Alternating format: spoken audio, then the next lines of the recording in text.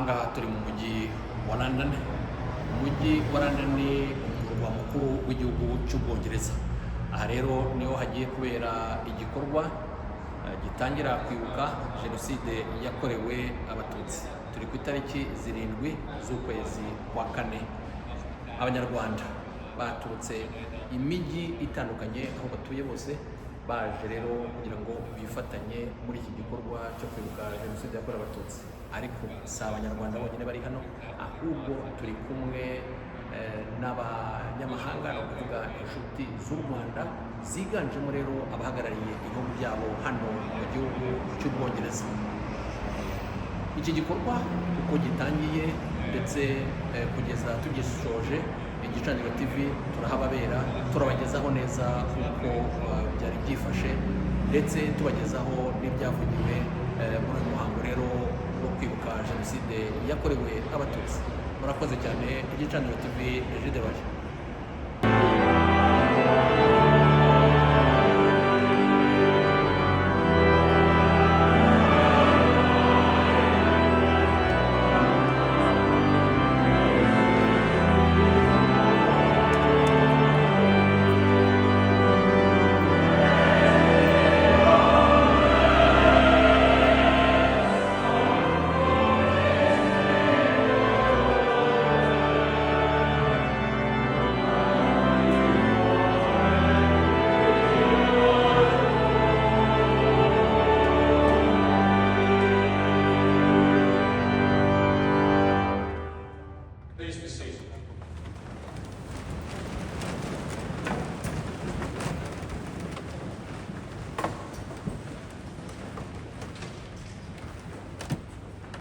A reading from the letter of St. Paul to the Romans.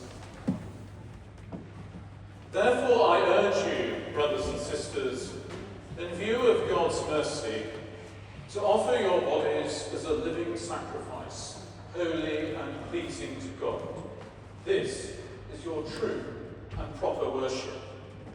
Do not conform to the pattern of this world, but be transformed by the renewing of your mind. Then you will be able to test and approve what God's will is, his good, pleasing, and perfect will. For by the grace given to me, I say to every one of you, do not think of yourself more highly than you ought, but rather think of yourself with sober judgment, in accordance with the faith God has distributed to each of you. For just as each of us has one body with many members, and these members do not all have the same function, so in Christ we, though many, form one body, and each member belongs to all the others. We have different gifts according to the grace given to each of us. If your gift is prophesying, then prophesy in accordance with your faith. If it is serving, then serve. If it is teaching, then teach. If it is to encourage, then give encouragement. If it is giving, then give generously. If it is to lead, do it diligently. If it is to show mercy, do it cheerfully. Love must be sincere. Hate what is evil. Cling to what is good.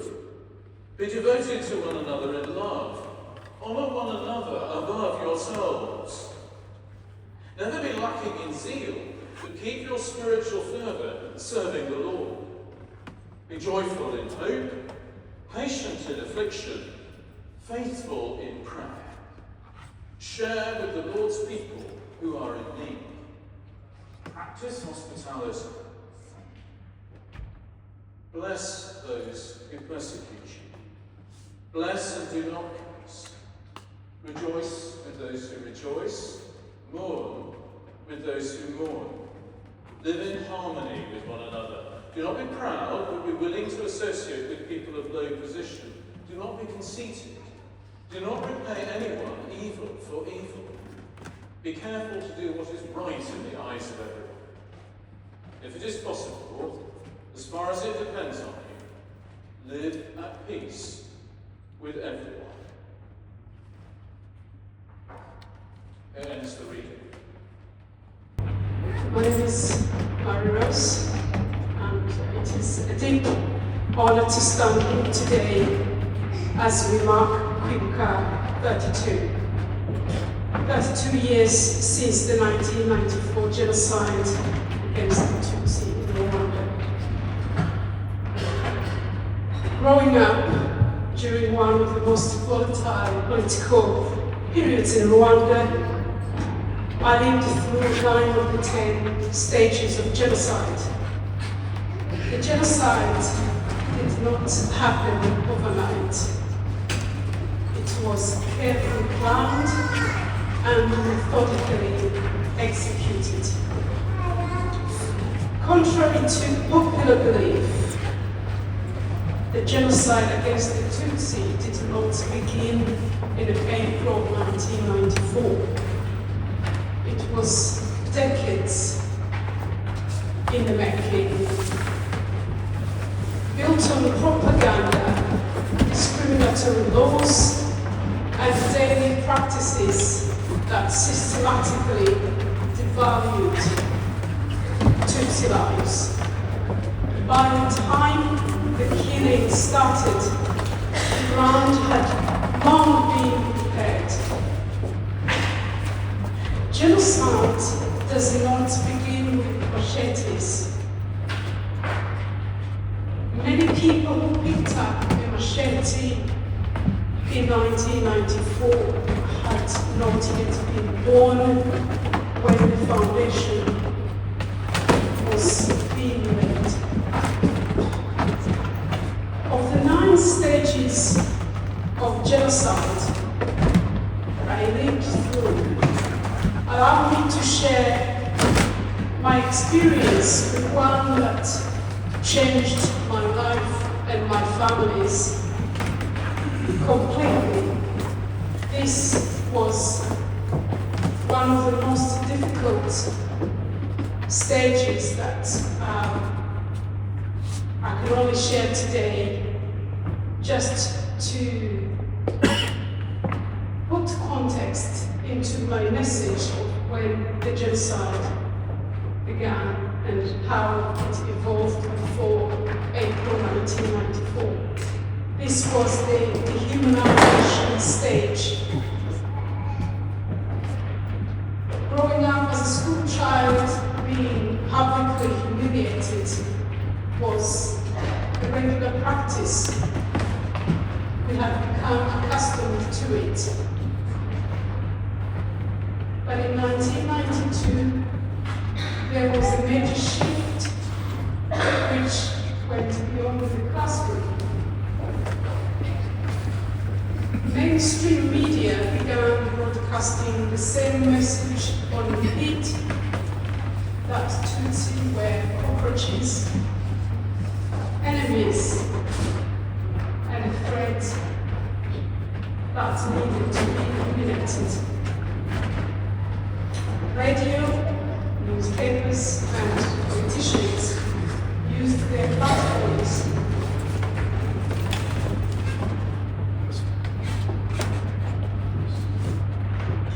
to spread fear, hatred, and teaching people to see their neighbors not as human beings,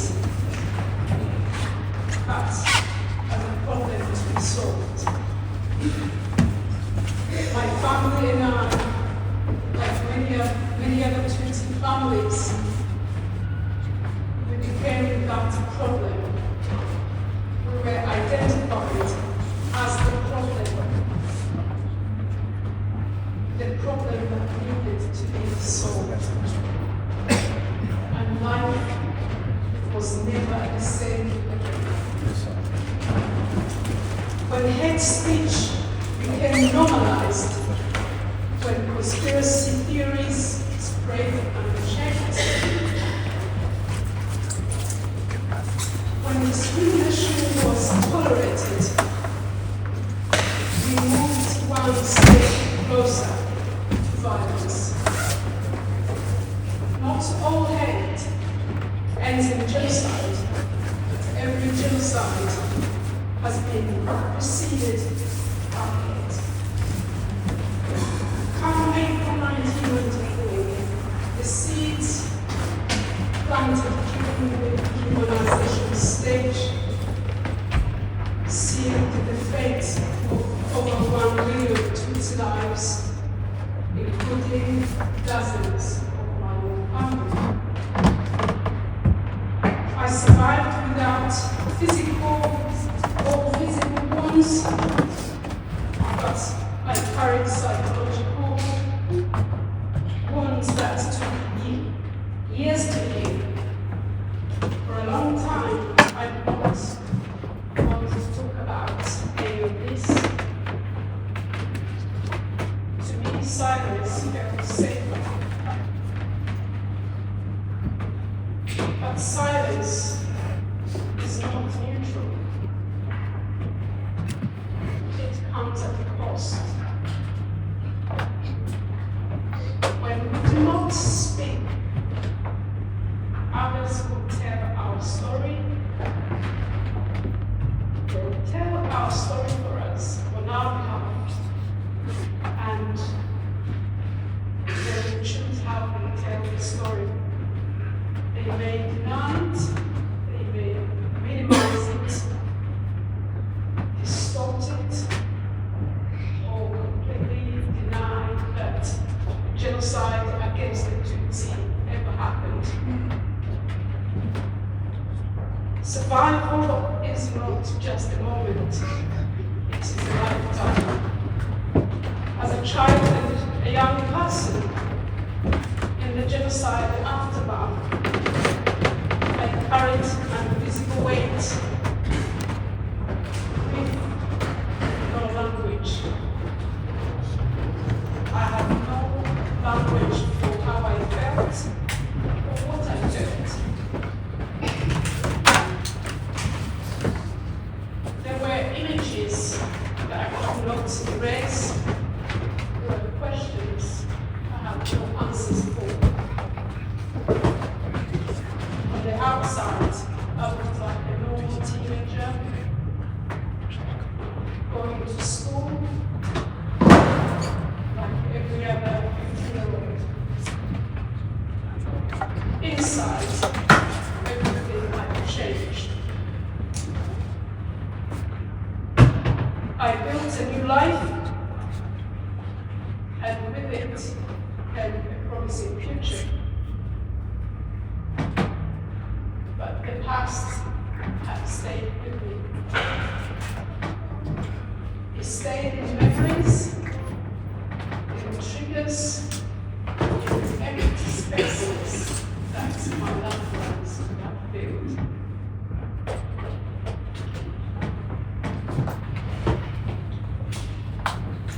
Remembering is not just about looking back on sadness. It is an active, moral choice, which means choosing to face the truth, however uncomfortable. It is saying that the lives of our mothers, fathers, children, friends, neighbors, teachers, students, were not simply lost. It is saying that their stories do matter. And the world has a duty to remember this accurately. Today, we are participating in that moral responsibility. We're choosing to remember. For many, wonder has been trapped inside a single story. A story of machetes, mass graves, or untold days of unspeakable horror. That story, all is true. It is not the whole story. To stop there is to do violence again to those who died and those of us who survived. Freezing these victims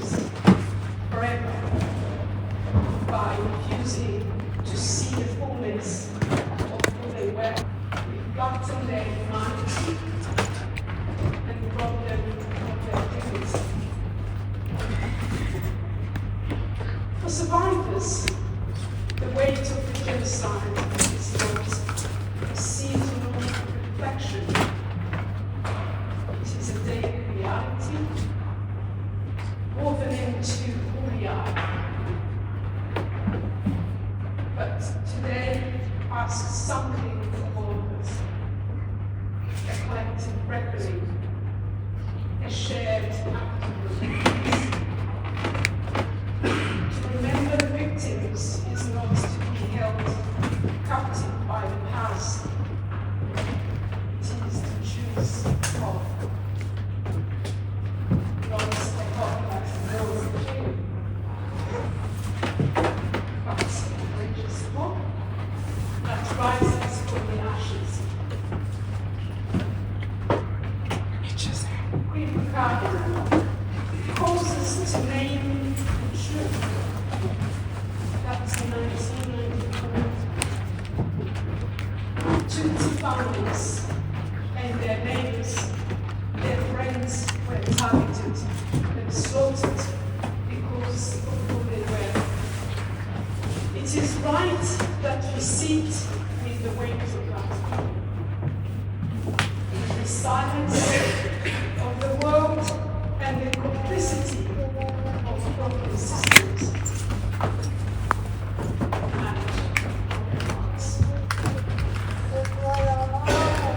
Rwandans are not only a people of graves and memorials.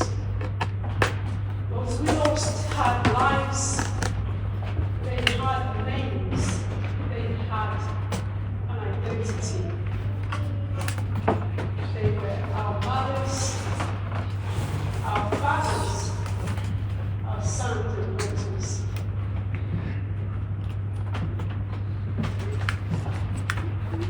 Among them were intellectuals of all caliber, teachers, doctors, politicians. When we tell the full story, we begin to restore the dignity that genocide tried to erase.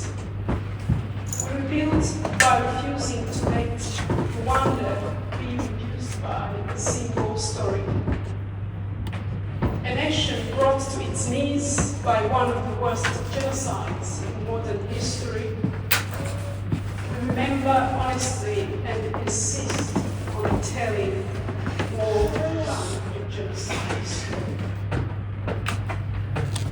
From ruins, physical, psychological, and emotional, the question was not only how do we live, but how do we live after all this? And the work to rebuild began with very small and fragile steps. Rebuilding was not an action, but a long journey. One that continues still. It is everyday courage. It is a survivor choosing to live a life worthy of passing on to the next generation. It is the Rwandan government deciding that every orphan child deserves a family and not an institution. It is a young person, like adults, choosing not to inherit hatred, but responsibility.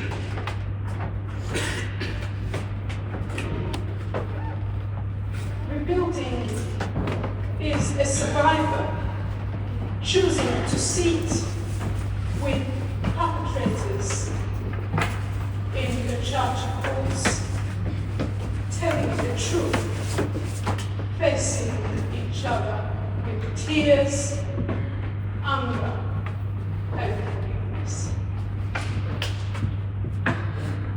It is a community choosing to plant trees where bodies are slain, as a sign that death does not have a final word. We have seen the fruits of that rebuilding in a country that has recent devastation, one that has prioritized unity, dignity,